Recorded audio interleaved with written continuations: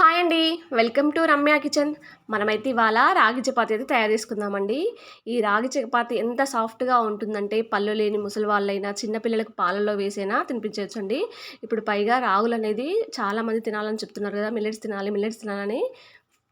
రాగులు చాలా హెల్తీ అండి. మీరు రాగి పిండి బయట మార్కెట్‌లో అయినా దొరుకుతుంది. లేదంటే రాగులు తీసుకొచ్చుకొని మనము శుభ్రంగా కడుక్కొని మిల్లుకేస్తే రాగి పిండి అనేది వస్తుందండి. నేనైతే ఒక 2 కప్పుల వరకైతే రాగి పిండి తీసుకున్నానండి. దాన్నలా జల్లించి పెట్టేసుకోండి. ఎందుకంటే ఏమైనా ఉన్నా గూడా పోతుంది మనకు. నేను 2 కప్పుల రాగి పిండికి ఒక గ్లాస్ వరకైతే వాటర్ తీసుకున్నానండి. వాటర్ అనేది బాయిల్ అయిన తర్వాత దాంట్లో సాల్ట్ వేసుకొని తీసేసుకోండి. ఇప్పుడు వాటర్ బాయిల్ అయిన తర్వాత దాంట్లో ఇప్పుడు పిండి వేసి కలపండి ఒక నిమిషం పాటు. కలిపేసిన తర్వాత గ్యాస్ అనేది ఆఫ్ చేయండి. ఆఫ్ చేసేసి దాన్ని మూత పెట్టి ఒక 10 నిమిషాల పాటు చల్లారనివ్వండి. ఇప్పుడు మనం మూత తీసి చూద్దాము. గోరువెచ్చగా అయిందండి పిండనేది. ఇప్పుడు మనం ఒక ముద్ద వరకు తీసేసుకొని మళ్ళీ మూత పెట్టేసేయండి. ఎందుకంటే పిండి ఆరిపోతుందండి. మనకు సరిగ్గా రాదు. అలా పిండిననేది బాగా పిసకాలండి.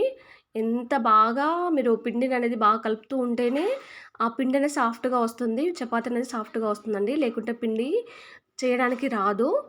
ఒక 10 నిమిషాల పాటు మనం పిండి మొత్తం కలిపేసుకున్నా పర్లేదండి. లేకుంటే ఒక్కొక్క చిన్న చిన్న ముద్దలుగా తీసేసుకొని కలిపేసుకున్నా సరిపోతుంది. అలా వీడియోలో చూపించినట్టుగా కలిపేసేయండి పిండిని బాగా.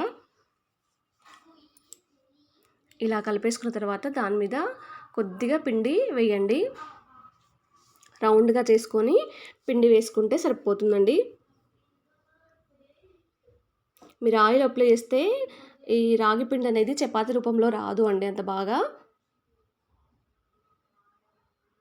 అలా చేసుకుంటే సరిపోతుంది. ఇప్పుడు మనం చపాతీ కర్రతోని అలా చేసుకుంటే సరిపోతుందండి. ఇప్పుడు మనం రౌండ్‌గా రావడానికి ఒక బౌల్ తీసేసుకొని అలా కట్ చేసుకొని పెట్టేసుకోండి. చూడండి మనకిప్పుడు రౌండ్‌గా చపాతీలాగా వస్తుంది. ఇప్పుడు రౌండ్‌గా చపాతీ వచ్చాక మనం ఇప్పుడు చపాతీ పెనం మీద వేసి కొద్దిగా ఆయిల్ అప్లై చేయండి. ఆయిల్ అనేది అప్లై చేసిన తర్వాత అటు ఇటు వైపులా కాల్చేసుకోండి. చూడండి బాగా పొంగుతుంది కూడానండి. మనకు రాగి పిండి అయినా కూడా ఈ చపాతీలు అనేది చాలా సాఫ్ట్‌గా ఉంటాయండి. మీరు ఒకసారి ట్రై చేసి చూడండి. చాలా సాఫ్ట్‌గా ఉంటాయి. అలా 2 వైపులా కాల్చుకుంటే రాగి చపాతీ అనేది తయారైపోతుందండి. ఇలానే అన్ని చపాతీలు తయారు చేసుకుంటే సరిపోతుంది. చూడండి రాగి చపాతీలు ఇలానే నేను ఒక 5, 6 వరకు తయారు చేశానండి మొత్తము. ఇప్పుడు మనం దీనిలోకి కర్రీ అయితే ప్రిపేర్ చేసుకుందామండి. ఫస్ట్ అయితే ఒక కడాయి పెట్టేసుకోండి. దీంట్లో ఒక 2 టేబుల్ స్పూన్ల ఆయిల్ అయితే వేసేసుకోండి. అలాగే జీలకర్ర, ఆనియన్స్, పచ్చిమిర్చి కూడా వేసేయండి.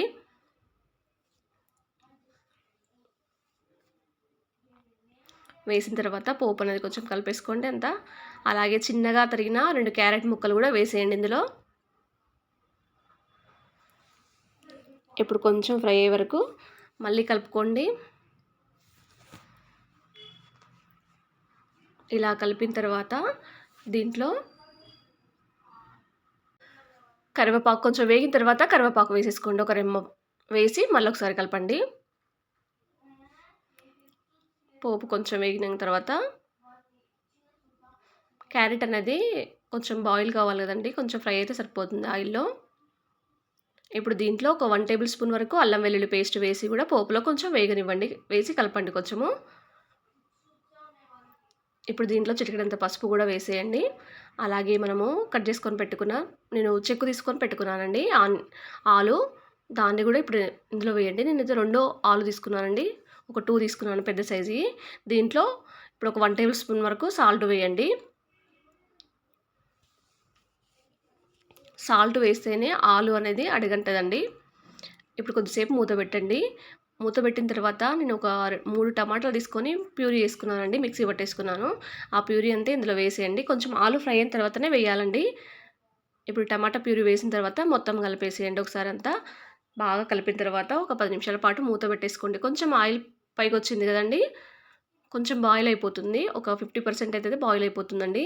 దీంట్లో 50% బాయిల్ కాగానే ఒక 1 టేబుల్ స్పూన్ వరకు కారం వేసేసుకోండి. కారం ఎక్కువ అవసరం లేదు. మనం పచ్చిమిర్చి వేసాం కాబట్టి. కొంచెం చపాతీలోకి గదండీ కర్రీ. కొంచెం తక్కువగానే వేసేసుకుంటే సరిపోతుంది. కొంచెం బాయిల్ అయిన తర్వాత ఇప్పుడు కొద్దిగా వాటర్ అయితే పోసేయండి. ఒక గ్లాస్ వరకు పోసుకున్నానండి నేను వాటర్ అనేది. ఇప్పుడు గ్లాస్ పోసిన తర్వాత ఆయిల్ పైకొచ్చే వరకు, ఇప్పుడు చుట్టూ ఆయిల్ అనేది పైకొచ్చే వరకు మనం మూత పెట్టేసుకుంటే సరిపోతుందండి. అప్పుడు ఆలు కూడా బాగా ఉడికిపోతుంది. చపాతీలోకి కూడా ఈ కర్రీ చాలా టేస్టీగా ఉంటుందండి.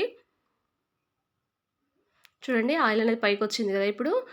ఇప్పుడు దీంట్లో ఆలు అనేది మీకు అలానే కావాలంటే అలానే ఉంచుకోవచ్చు. లేదంటే స్పూన్‌తో కొంచెం మెత్తగా కూడా చేసేసుకోవచ్చండి.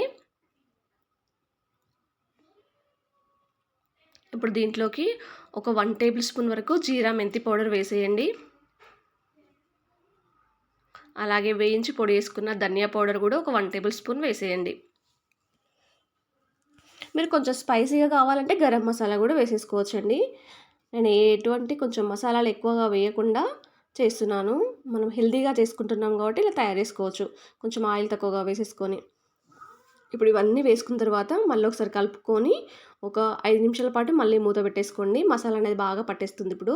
చివరగా ఒక 2 టేబుల్ స్పూన్ల కొత్తిమీర వేసుకొని మొత్తం కలిపేసుకుంటే ఇప్పుడు రాగి చపాతీలోకి మన కర్రీ అనేది తయారైపోతుంది. చూడండి రాగి చపాతీలోకి కర్రీ అనేది తయారైపోయింది. ఒకవేళ మీరు ట్రై చేసేది ఉంటే ఎలా వచ్చిందో కామెంట్ బాక్స్‌లో కామెంట్ చేయడం మాత్రం మర్చిపోకండి. చూడండి ఎంతో టేస్టీగా ఉండే రాగి చపాతీ దానిలో కర్రీ కూడా తయారైపోయింది.